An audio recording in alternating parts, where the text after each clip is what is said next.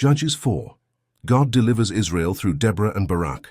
After the death of Ehud, the people of Israel once again turned away from the Lord and did what was evil in his sight. Because of this, the Lord allowed them to fall under the power of Jabin, king of Canaan, who ruled from the city of Hazor. The commander of Jabin's army was Sisera, who lived in Harosheth Hagoyim. Sisera commanded a powerful force, including 900 iron chariots, and for 20 long years he oppressed the people of Israel with cruelty. The Israelites suffered deeply, and at last they cried out to the Lord for help. At that time, Israel was being led by Deborah, a prophetess and a judge. She was the wife of Lapidoth, and held court beneath a palm tree between Ramah and Bethel, in the hill country of Ephraim. The people came to her to settle disputes and to seek the word of the Lord. Deborah sent for Barak, the son of Abinoam, who lived in Kadesh in the region of Naphtali. She told him that the Lord had commanded him to gather 10,000 men from the tribes of Naphtali and Zebulun and lead them to Mount Tabor. There God promised to draw Sisera and his army toward the Kishon River and deliver them into Barak's hand. Barak listened, but he was hesitant. He told Deborah that he would only go into battle if she went with him. Deborah agreed to go, but she warned him that the victory would not bring him personal honor, because the Lord would hand Sisera over to a woman. So Deborah and Barak went together to Kadesh, where Barak gathered his army.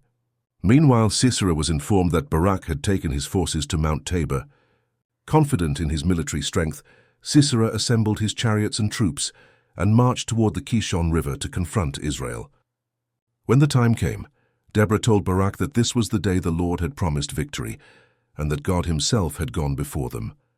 Barak led his men down from Mount Tabor, and the Lord threw Sisera's army into confusion. The chariots and soldiers were thrown into disorder, and Barak's forces overwhelmed them. Sisera abandoned his chariot and fled on foot, while his army was completely defeated. Sisera ran to the tent of Jael, the wife of Heber the Kenite, because there was peace between her household and King Jabin. Jael welcomed him inside and hid him under a blanket. He asked her for water, and she gave him milk and let him rest. When Sisera fell asleep from exhaustion, Jael took a tent peg and a hammer, and drove the peg through his head into the ground, killing him.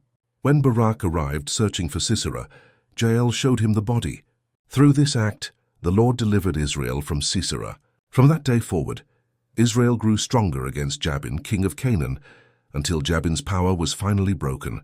Judges 4 shows that God can use unexpected people and unlikely means to accomplish his purposes. He does not rely on human strength alone, but works through obedience, courage, and faithfulness. Next comes Judges 5, where Deborah and Barak sing a song of praise, remembering the victory and giving glory to the Lord.